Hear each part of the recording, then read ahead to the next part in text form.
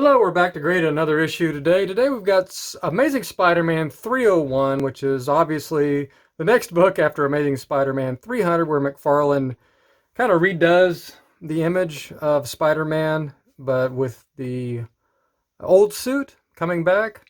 So let's go ahead and take a look at what we think the grade might be. First of all, just glancing at the book here, it looks like ultra high grade.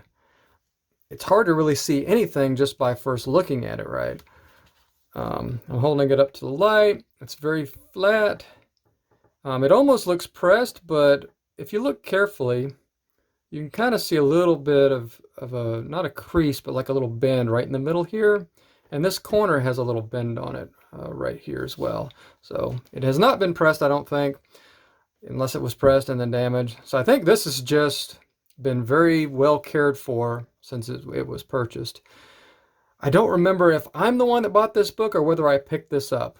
I honestly don't know. I might have a copy of this already off the CGC. I'm not sure. But anyways, let's get to the grading.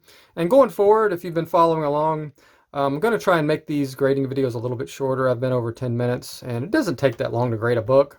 So we're going to try and keep these, I guess my goal is maybe 5 minutes on these videos, but we'll just see what happens. It could be impossible, but we'll try and do our best on this one. Obviously, with a 1 minute intro or more like this, it's not going to be 5 minutes probably, but just wanted to let you know that. So we'll take a look at this corner. Very sharp. It's got a little bend on this corner, but it's still a sharp corner. That will press away, and there's obviously no color breaks. This is a white cover. And looking at the top here, corner, looks very, very good. And the bottom corner, these corners are really sharp, really nice. These spine corners are exceptionally good on this book right here. So the four corners here are just immaculate, like brand new. So looking down the spine, one potential tiny, well, actually, I don't think that's a color break. Let me get my magnifier over here on the side. It's hard to say if that's a, it looks like it might be part of this extension of this, but it is into the black. So we'll keep that in mind. That might be a tiny color break right there. It's kind of hard to see, but it is there. But I don't see anything else on the spine. Maybe a potential tiny little color break right there as well, but you got to get it just at the right angle to see it. Okay. So let's hold it down, see if there's any ticks otherwise. Not really seeing much. Yeah, there's definitely some little ticks there. So, and now that I'm looking at it, there's 1, 2, 3, 4. Man, it's just hard to say. Very, very tiny color breaks here on the spine. It just, you have to be really, they're negligible. I'm looking for it. But the fact that there's maybe more than 3, personally, I would not grade this a 9.8 ever, just from that. Now, I might be nitpicky. This is kind of the edge here. Nothing obviously extends into the actual cover itself. This is very much just edge. But by my standards, I would probably not give this a 9.8 just based on that. But certainly this could still be a 9.6 based on what I've seen. So let's just look at the cover itself. And once again, we're just seeing those slight little bend here to the middle, which could just be like a waviness from the original manufacture of this book. But this little corner here, so based on what I'm seeing right here, I'm going to call this so far 9.6. Let me flip this book over so we can look at the back. All right, so check out the corners. This corner's got a tiny little ding to it. It's not perfect. This corner on the bottom here, it's fairly sharp. This edge, I don't know if it's kind of along the whole edge, so I'm thinking that's just for manufacture. It's got that kind of, sometimes black covers have that little whiteness to the edge. It's hard, it doesn't look like it's a ding or anything like that because it's kind of a couple spots here on the bottom. There is a little bend here on the bottom I saw with maybe some tiny color break. So that's going to ding it here as well. Let's take a look at the corners on the spine. Once again, these spine corners are very nice. I'm looking at the spine itself. I can see color breaks here and here and here. And here, probably extensions, the same tick that's on the front is here. And these are pretty, they're not negligible on the back. They're in the minor range. So based on what I'm seeing here, overall, so far, well, let's check the center here. Yeah, there's that minor little bend there with a slight color break. And there's a bend here as well. May not show up in the video. Very, very slight, and that looks like there's no color break, so it looks like it'll press. We're in the 9.4 range, I'm thinking right now, based on what I can see. I don't see enough really to ding it down to a, let's see if I can get more of this in the shot. Yeah, I don't see enough to ding it down to like a 9.2 yet. Inside's good. I've already looked through this book before. There's nothing really going on inside it, but we'll look from the front here in a second.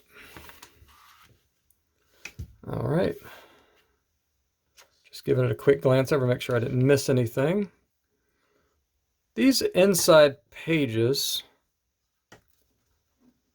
I don't know if that would be considered, it's kind of like, it doesn't look like it's off-white, because normally when you see the off-white, it's like darker in the edges some places, and then much lighter throughout. But this looks like a consistent, tiny off-whiteness to it. I don't know if it'll show up in the shot very well. My lighting isn't that great right now. My light above here actually broke. I've ordered another one from Amazon, so my overall light in this room is not great. I'm working off of 3 small lamps right now, so that could have something to do with it. But I'm going to say this is off-white to white. I don't know if I'm going to call this white. I'm going to err on the side of that. That, of course, is not going to affect a grade when we're talking about 9.4, 9.2. Based on the bend on the back with the color break and the bend of the back corner, this little bend here, the spine itself, I think this is a borderline 9.2, 9.4. I'm going to just err on the side and say this is a 9.2. I might be a little bit nitpicky, but I think this is a 9.2. And I think after press, we've got a potential of 9.4 with an outside chance of 9.6. I think there's some graders that would give this book a 9.6. Anything significant is on the back. We got just tiny little stuff here on the spine. This book on a wall right now would just present immaculately. It looks like a 9.8. It looks just flawless. So I think based on that, there's some graders that might give this a 9.6.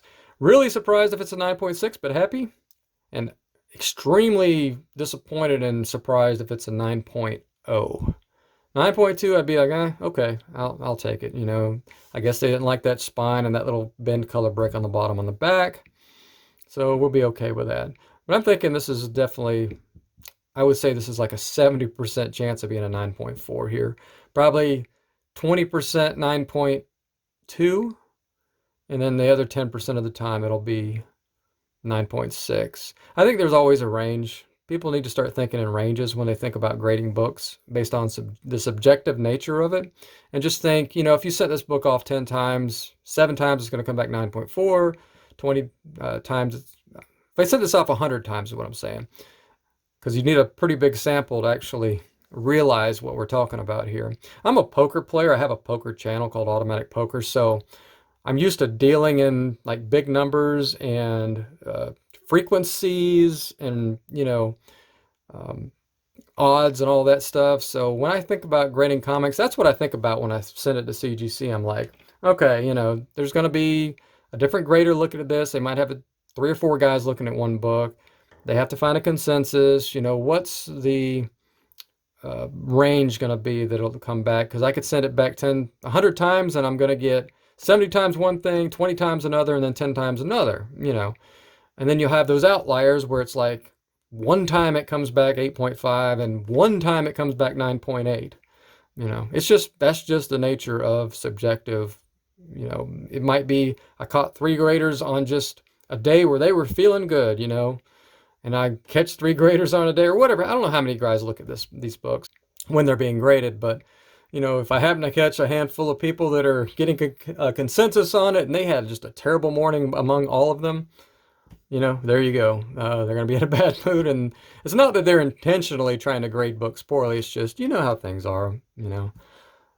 Some days you're a little bit more optimistic than others. So we're going to roll with that. And once again, my video is over 10 minutes, but I promise I'm going to work on that and try not to talk so much and we'll get to the most important aspect of this video, and that's just choosing a grade. So when we send it to CGC, and when it comes back, you can look at, okay, what the heck were they talking about? Or, yeah, looks like we were spot on. So over this 40 book sample that I'm doing, we can kind of figure out what the average grade is, what my average grade is, and kind of see, are we too low or are we too high or what, and kind of calibrate, or, are we within a decimal point or something and we're happy with the way we're grading. So that's kind of the goal here, and we'll keep moving along here. I think the next book we're going to do is 315, and that'll be in the next video. So thanks for watching, and don't forget to have fun while you're collecting. Have a good day.